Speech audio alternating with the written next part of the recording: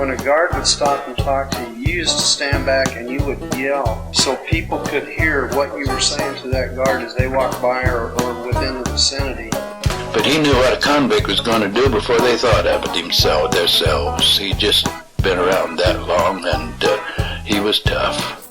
They'd find Sparky in about every conceivable place you could imagine, which we would, of course, dump. They'd wait until everybody was locked up, and he would open his door and run down to cell 1 and get a bugler can full of Sparky and take it back to his cells. She had a kind of a hypnotic power. There were a great many wild cats around the penitentiary, and most people couldn't get near them. But she would stand in the doorway of the cell house and say, "Kitty, kitty, kitty," and those cats would go to her. Welcome, ladies and gentlemen, to Stool Pigeon Saturday. Today we have a very special guest, one of the longest-serving volunteers here at the Old Pen, Mr. Don Mummert. So welcome, Don. Thank you. Glad to be here. Don, can you tell us a little bit about yourself, about where you are from, where you were raised? Sure. I was born in Lake Geneva, Wisconsin, and I jokingly tell people that the first 35 years of my life I was born in Elkhorn, Wisconsin. And then when I was living up at Fruitland, my folks came up and my mom gave me this little penny postcard that said there was a certificate of my birth on file at the Walworth County Courthouse, and it showed on their place of birth, Lake Geneva. I said, "Mom, this says I was born in Lake Geneva. You've always told me Elkhorn. All my records everywhere say Elkhorn." And she said, "Well, we lived in Elkhorn, but they didn't have a hospital, so you were born in Lake Geneva." So I didn't do anything to change any of my records. So anyway, we lived there for a few years. Then we moved to Iowa, where my dad's roots were, and we lived there till the early 40s. And then we moved to Portland. My dad was a refrigeration repairman, and he got a job at the Swan Island shipyards installing the refrigeration equipment in the ships. And we got to go down and watch him launch a ship one time, and that was really neat. And then in 1945, we moved to Boise, and my dad went to work for Commercial Appliance. Now, it's not the same Commercial Appliance that is there today, the one that's just mostly furniture and stuff like that. This was actually refrigeration repair, things like that, because back in those days, you could fix refrigerators. You didn't throw them away when they go bad like you do nowadays. And so apparently they must have had a contract with the Old Pen, and my dad would come out here and he would work on their refrigeration equipment when it needed it. And then he was kind of clever. He would come around lunchtime and they'd always invite him to eat, so he could eat with them. Wow. So my folks were buddies with Dave and Gladys Fate. Dave Fate was a guard out here. And the way I understand it, he was on the tower for a while, and then because of his farming background, they moved him out to the Eagle Island Dairy Farm, and he was the supervisor of that. And he lived out there. The whole family did. And there were many Thanksgivings we'd go out there and have Thanksgiving dinner because the Old Pen always gave the guards turkey, and his wife wasn't a very good cook, and my mom was a good cook. So the two families, we went to the same church, and the two families would get together and have Thanksgiving dinner out there. Nice. My best buddy is Bob Luscombe. He's been my best buddy since the 5th grade when we moved here in 1945. So through us, he was dating their daughter, Mary. And it was kind of eerie to be driving in at a penitentiary-type place. They didn't have any fences out there or gates. Out at Eagle Island. But the prisoners lived out there, and they were all trustees. But it was kind of eerie going in there about midnight to bring her home. And she said that when she was a little girl that they had a scaffold out there, and she would run up and down and play on the steps, not realizing it was an instrument of death, you know. And when I had a 1941 Mercury convertible and the top went bad on it, so I went out there and in their garage I put a new one on, bought a kit, put a new one on. So we had many experiences with the Fates. And then eventually he moved back here, and I was on the tower for a couple of years before he retired. There was a rumor that the prisoners, being on the island when the water was low, there was a bar next to the highway on the end of the island that some of them would wade at night across when everybody was asleep and go over there and have some beers and come back. Now, whether that's true or not, I don't know, because as you know, there's many rumors that go on about what happened and didn't happen. Yeah. In fact, my older brother told me that he heard that Eleanor Roosevelt visited out here in the 40s, and she made them shut down the hole in the new cell house. Well, that's not true. Right. Yeah. We know that's not true. He also said he heard that when they went from the old penitentiary to the new penitentiary, they made them march out there. Well, we know better than that. There's no way you could control 433 prisoners, because I think that's what was in here at the time. So it's just amazing how these different rumors get started. When they opened up the house we toured the other day, the warden's house, they had the Commission for the Arts in there, and they had an open house, and I went there, and Lou Clapp's daughter was there. And I don't remember her first name. You may know what it is. But she told me that she said she took me to the back porch and she showed me the big stone fireplace out there on the yard. And she said, "You see that?" And I said, "You mean that fireplace?" And she said, "That's not a fireplace. That's a spaceship. I took many trips to the moon in that spaceship." Then she pointed out a big tree that used to be there, and big branch, and she had tied a rope to that, and she'd do her Tarzan bit and swing across that little irrigation ditch that was there. And then she told me that every morning during the school year, a truck would leave the old pen and go out to the dairy farm, and the prisoner would drop her off at the school. Now, I don't know which one it is. I'm guessing it's probably Roosevelt, because I think that's the oldest one in that area. And then when he came back at night, he'd pick her up and bring her back to the pen. And one night, or one afternoon, one of her little girlfriends, I don't know how old she was, I think she maybe was about 4th grade, something like that, asked her if she'd like to come to her house and play after school. And she said, "Sure." And so they went over there, and they'd been there a while. I'm not sure whether it was an hour or what. And finally the mother, the girlfriend, said, "Does your mother know you're here? Did you call her?" And she said, "No." So they called the penitentiary and let her know she was there. Well, meanwhile, when the guy got back, said she wasn't at school. She wasn't there. They had notified the city police, the county sheriff's office, the state police. The sheriff's mounted posse was getting ready to saddle up and go out and hunt. And so she said when she finally got home, she said, after what I was told to me by my mother and so on, I never did that again. Getting back to Dave Fate, he made arrangements. Over in the number 2 yard, they used to have the industry over there, and among the things they had was also an automobile repair and paint shop. And so my buddy Bob Luscombe needed to get his car painted. Dave made arrangements, and he brought his car out here and got it painted. When I was working for Zellerbach Paper Company, we used to sell them Wyandotte products out here. And there would be great big round keg of soap, and I had to deliver it one day. And they had a Sally Port type thing over there, but it was all fenced in. And they'd open the gate, and you'd go in, and they'd have mirrors, and they could look under it, or they even had a pit they could get down under and look. And then I backed up to the unloading dock, and the big barrel of laundry soap must have weighed at least 150 pounds. And I couldn't even budge that thing.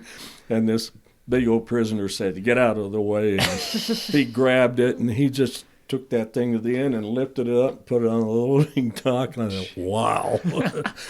And then when I left, then we did the reverse thing, of course. They had to check underneath to make sure there wasn't anybody out there.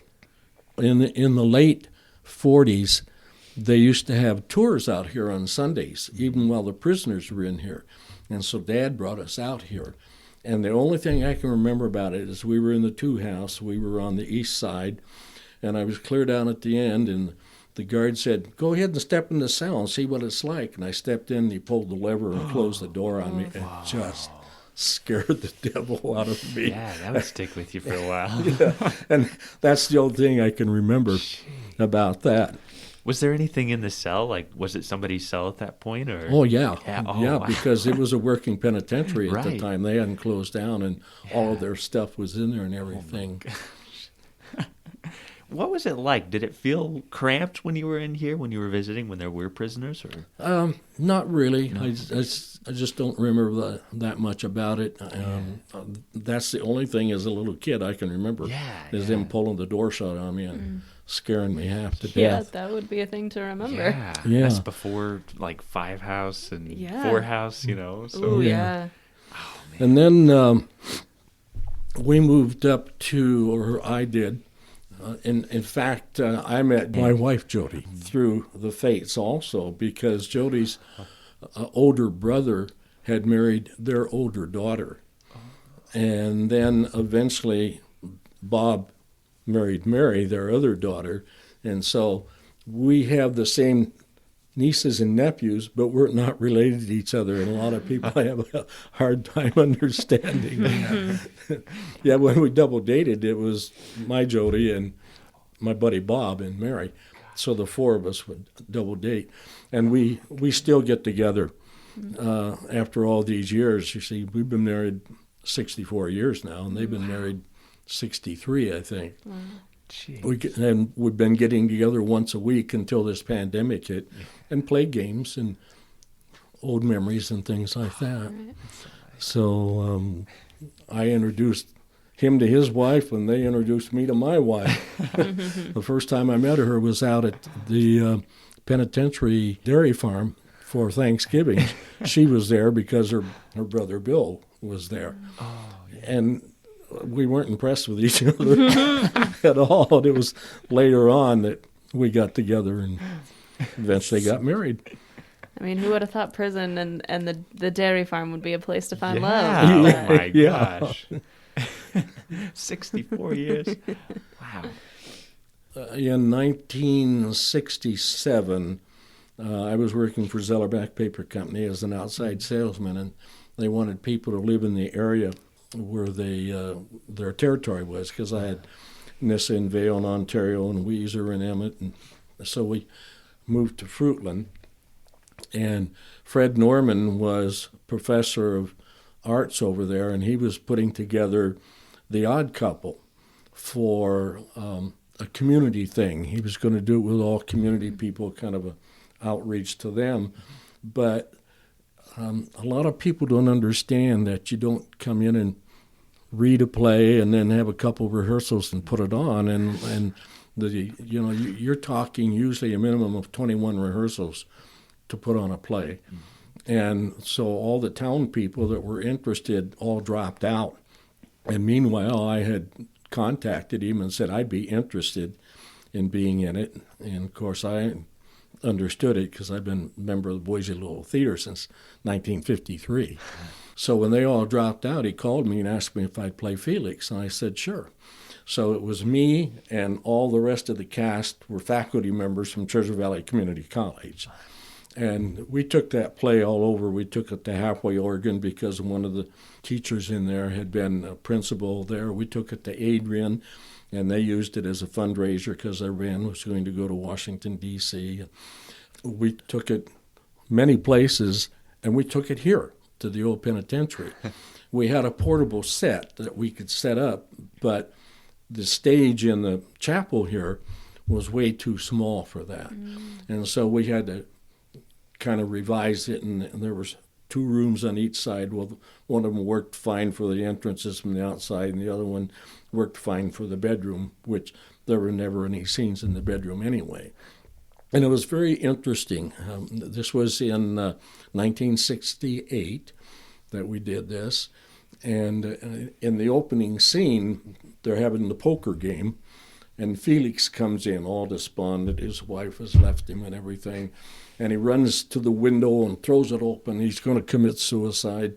And when I went there and threw open the window, one of the prisoners yelled, "Go ahead and jump." And they, you could tell that they loved Speed the Gambler, but they hated Murray the Cop. And then and they loved Oscar, but they didn't care for Felix at all.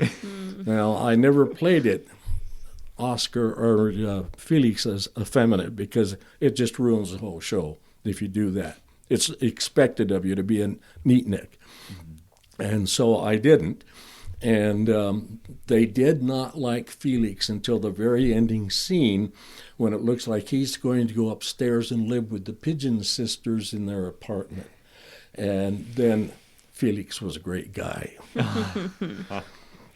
This pretty much brings us to my volunteering. And the reason I got started out here volunteering was I had taken the tour of Alcatraz 3 different times. And one day there, Julie was the administrator here at the time. She had put an ad in the paper wanting volunteers. So I thought, well, this ought to be fun. So I came out here and talked with her and started doing the volunteering as a tour guide. I really loved being the tour guide. I took the information that she gave me. And then over the first several years, when I had time, I'd go upstairs and get files out, and I'd read the files and find out about different prisoners and so on. And after I had gone out a couple times, and what I did the first time or two is I had took 3x5 index cards and put notes on there for each station I would stop at. And so I asked Julie, I said, "Would you follow me on this next tour?" And I said, that way I can find out. You can critique me and let me know what I need to do. And about a third of the way through the tour, she left. And so when I came back, I said, "Okay, anything you want to tell me about it?" She said, "Well, you were doing it better than I do it, so I thought I'd leave you alone." So, and then we did a lot of 4th graders, as you know. And, you know, 4th graders, they don't understand at that age, because they're mostly 10, some 9, some 11. They do not understand what it's like to be in prison for 25 years, say. You know, they're 10 years old. You know? Right. And so they were mostly there because they were having fun, because it was a day away from school. Yeah. So what I finally started doing was I basically gave the tour to the adult chaperones and teachers, but I would explain things to the kids. Like I would explain, I'd say, "Do you know what a warden is?" And well, they didn't. So I'd tell them, well, the warden is the individual, the person that's in charge of the penitentiary. He's like the principal in your school. The principal is the head of your school. I said, now don't get the two mixed up. And then when we'd get to the hole, I'd say, "How many kids here play solitaire?" And they'd raise hands, you know. And I'd say, "How many play the game at a time?" And they say, "Well, 1 person." I said, "Okay, under these trapdoors was solitary confinement. That means it was a cell where you put 1 person in there. They weren't in there with anybody else." And so I kind of explained that to them. And then we'd have a few weird things happen. One day I'm standing there at the dining hall talking, and I'd always tell them, "Please don't ask me any questions until I'm through at the spot I'm at, because most of the time I will answer it before you can ask it." And I said, "And please no what-if questions, because what-if questions would be something that's usually way out of the realm that would never happen." Right. You know? Like, well, what if somebody pushed another prisoner into the deadline? You know, things like that. Yeah. And so I was standing there giving my spiel, and I asked for questions, and the kid raised his hand, and I said, "Yes." And he said, "Why do you have 1 orange sock and 1 blue sock on?" So I had to explain to him that there was a little tradition started by one of our running backs at Boise State. And so when I'd go to basketball games or so on, and we were going to have one that night, I'd wear one orange sock and one blue sock. Oh, my gosh. So, but I would also ask them, what are 4 things you lose when you come to prison?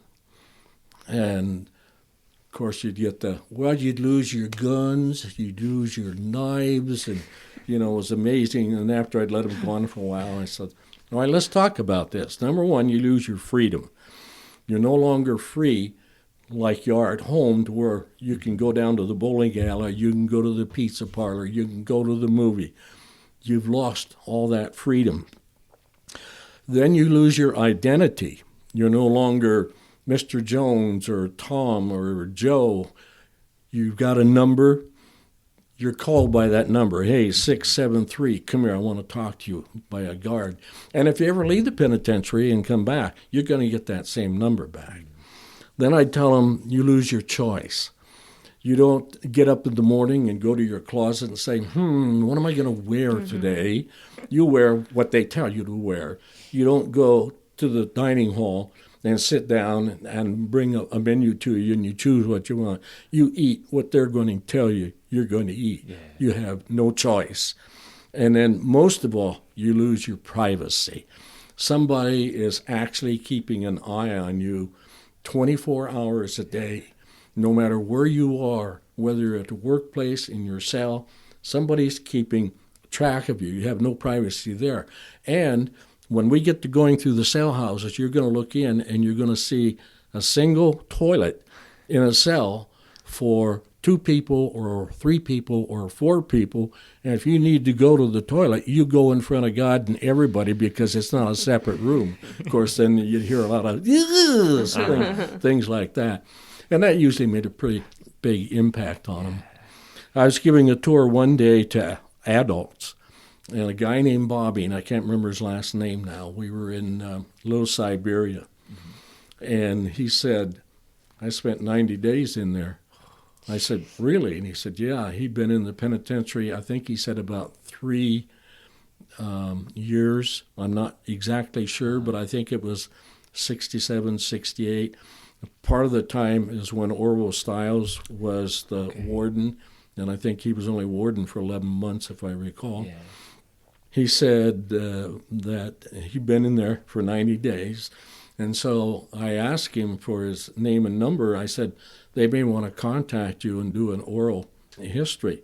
And they did. They called him, and he did come in and do an oral history, so you might be able to figure out which one is. All I remember is Bobby. But when we were in the 3 house, and I very seldom ever took tours in the 3 house, because to me it was between like 2 and 4 are going to be.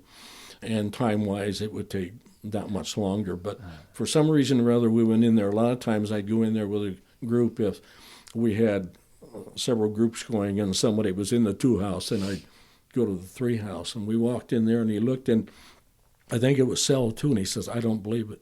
I just don't believe it. I don't believe it. And I said, what don't you believe? He said, I don't believe it. And I said, what? And he said, this was my cell, and they still got the pad on the headboard on the bed and behind the toilet that I made and put there.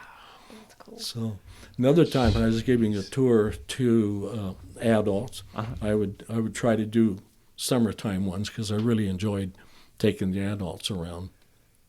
And I had one guy, when we were in the 4 house, said, I took my dental exam here to get my license in this 4 house. And I said, really? And he said, yeah. He said, once a year, the new dentists that had to have their exam by the state, they would come in here and we'd set up chairs and we'd bring our own tools and we'd do dental work on prisoners.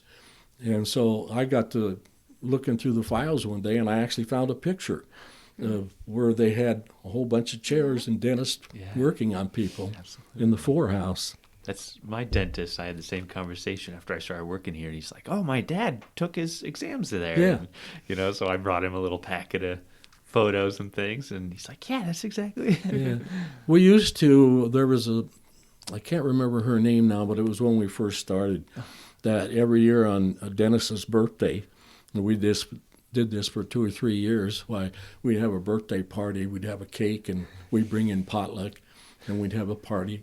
And then one year we did a ghost watching thing where we came in after hours when the penitentiary was closed, and we brought pizza in. We had a TV set up, and we had horror movies to watch.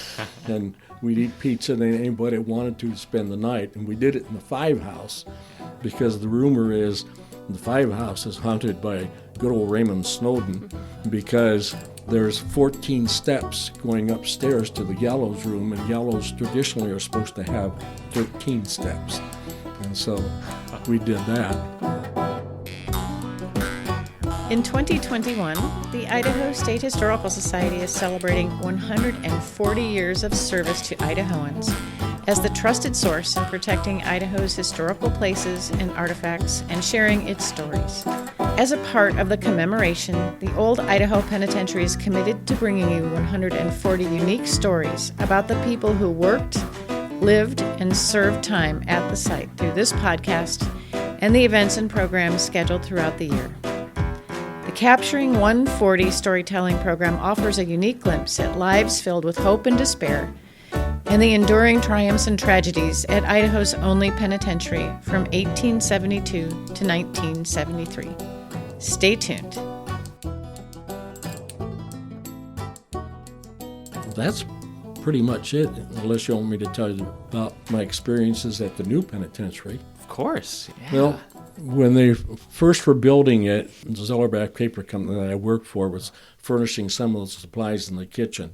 And they needed somebody to come out, and our manager at the time would have that as his account, but he didn't want to come out alone, so he took me with him. But there weren't even any prisoners in here yet. I don't know what his problem was. And then when I worked for Zellerback, I would call on the industrial industries out there and sell them masking tape and things like that. They put some boxing matches on out there that the public could come to, so we went out there and went to the boxing matches. And then the guy that was in charge of their, I don't know if you'd call it entertainment or what, was a guy that used to call on me when I worked at Meridian Drug Center, and he sold novelty stuff. And he contacted me because he knew I was at the Boise Little Theater. And he wanted to know if I had a play I could bring out. I said, sure. So the first one I took out there was 12 Angry Jurors. Now that's derived from the play 12 Angry Men, and you can do it 3 ways. You can do it as 12 Angry Men, you can do it as 12 Angry Women, and there are scripts for the men and for the women, or you can do it as 12 Angry Jurors and have a mixture of men and women.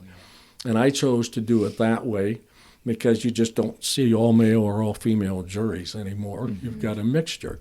And so what you do the first time you have a reading, you sit down with the scripts and you change the his to her or the she to he or whatever, depending on how you've cast it.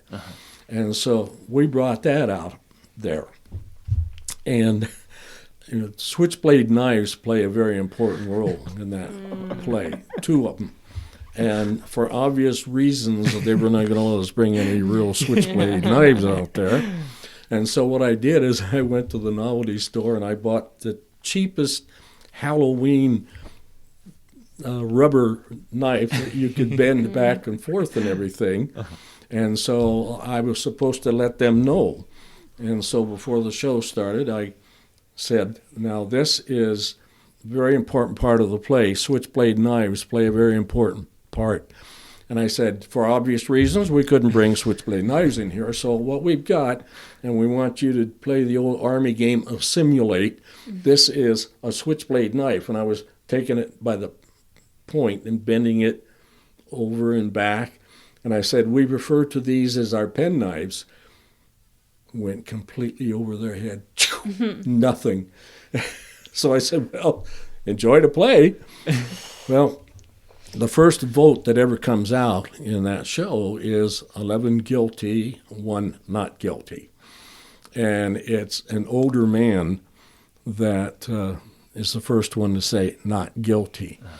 And I had a guy named Ed playing it, and he was probably in his 70s at the time. In fact, he worked for Immigration Service. His job is to go around to all the different farms and places in the state and check people to make sure they were all legal. And that's even as far back as what this would have been in the 70s, I think, when this went on out there.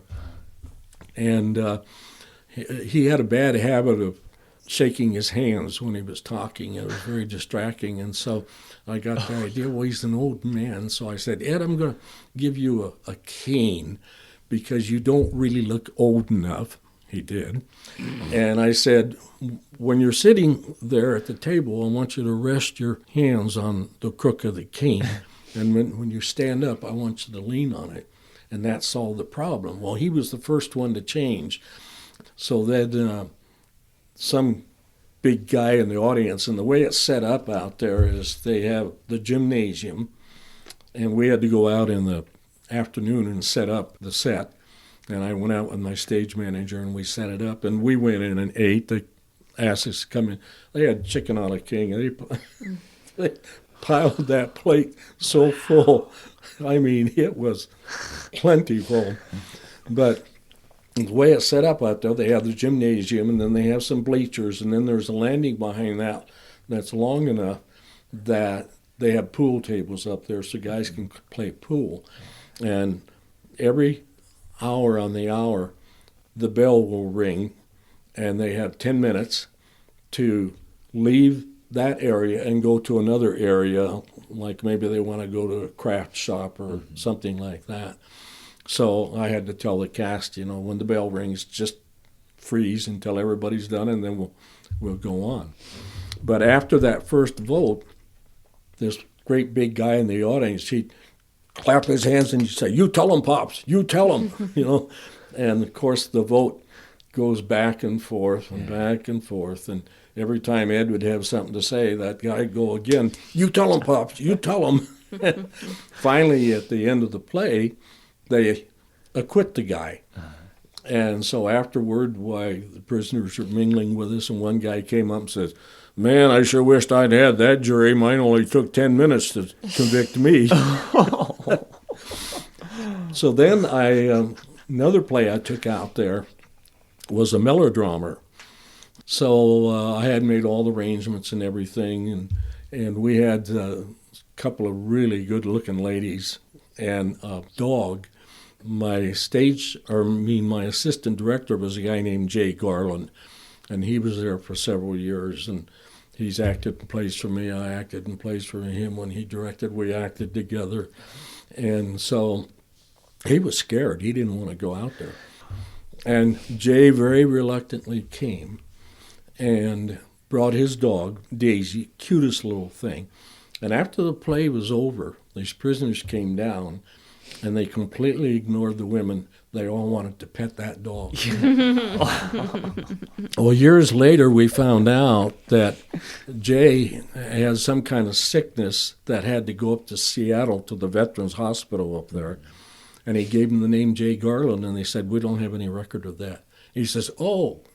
And he gave him another name, and it was in the computer. And it turned out that Jay was actually here under the Witness Protection Program. No. And I think that's why he was afraid to go out there. He was afraid somebody, and I think he was he told us he came from L.A., but he had a New Jersey-type accent. So I'm sure it was something back on the East Coast. But that was the reason he was scared. Interesting. Yeah. That's we had like a TV show. I don't think I've ever heard of anyone actually ever being in the Witness. Like I'm sure it exists, but I've never heard of anyone actually being in it. Yeah, that's crazy. And then being an actor, that's a pretty such a funny. Yeah, the people who were in charge here at the time, I don't know who it was, made arrangements for us to go out and tour the new pen, and so we went out there and we got a little thing from the assistant warden, gave us a little beforehand speech, talk, whatever. And I said to him, because I knew that they had televisions, because, in the Five House, we've got a television, one which we never had here. But the new pen used to bring new guards out here and teach them how to shake down a cell, and that's why that TV was in there. So I asked him, I said, isn't TVs in the cells kind of mollycoddling them? He said, let me tell you something. He said, that's the best babysitter we've got. As long as they're sitting there watching television, they're not sitting there plotting on things to give us problems. He said they hadn't been open a month when prisoners learned they could take a refill out of a ballpoint pen, and back then they were the metal ones. They weren't the plastic ones. They're in there now. And bend them and stick them in the electrical socket and blow the whole side of the cell block out. So anyway, that's my experience with the new pen. I don't know, is there anything that...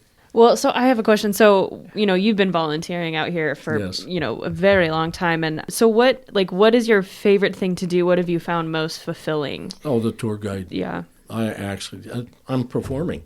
I'm an actor at heart.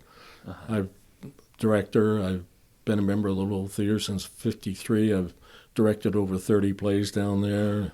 I've won several acting awards and staging awards and things like that. And so I loved doing that, and I loved going up and doing research so I could add to the stories I would tell at the different places.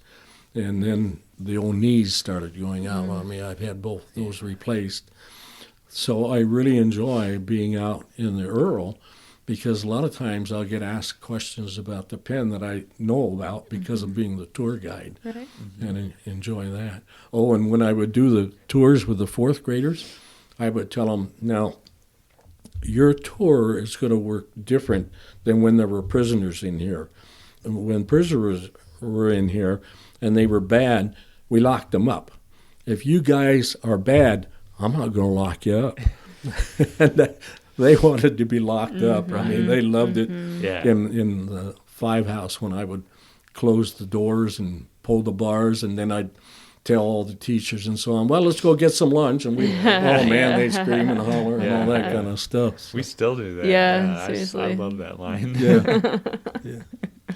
If you're good, we'll lock you up. Yeah. What? And then, of course, I'd always tell them that at the start when I'm telling them no what-if questions and things like that. Yeah. And then just about every cell block we go in, is this where we get locked up? Like, you'll know when it's time. Yeah. It happens all the time. Be patient. We'll lock you up soon. Yeah. I mean, how long do you plan to be out here? How much? Until my body won't let me anymore. Okay. I really enjoy it. And I wish I could do the tours again, but I can't do it because, frankly, it took me an hour and a half because I told so many stories and everything. And they say, cut it down. Okay, well, I try, and I couldn't. Yeah. So. But, people would leave, especially in the adults, but the kids wouldn't.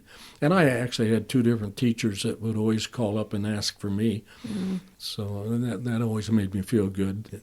We appreciate you out here so much, Don. And the kids just love the Dennis the Cat story, and go over and look at the little grave there and everything. Well, we have this fun little tradition where you respond naturally, whatever comes to mind. If I were to say, do your own time, how would you respond to that? Probably like when I got drafted in the Army, didn't like to. I didn't want to go, but I had to, and I said, I'm going to go in, I'm going to do the best job I can, and get out and not make any trouble. There you go. I love it. Perfect. Yeah, that's great. All right, awesome. Everybody, do your own time. Do your own number. We'll talk to you next week. If you enjoyed Behind Gray Walls, please rate, review, and subscribe on your favorite podcast app so you never miss an episode. Not only do we get to hear your feedback about the show, but it helps others find us as well. If you're interested in finding out more about the podcast, follow our Facebook group at Behind Gray Walls Podcast. And new this season, we have a podcast Instagram as well. You can find us on Instagram at Behind Gray Walls Pod.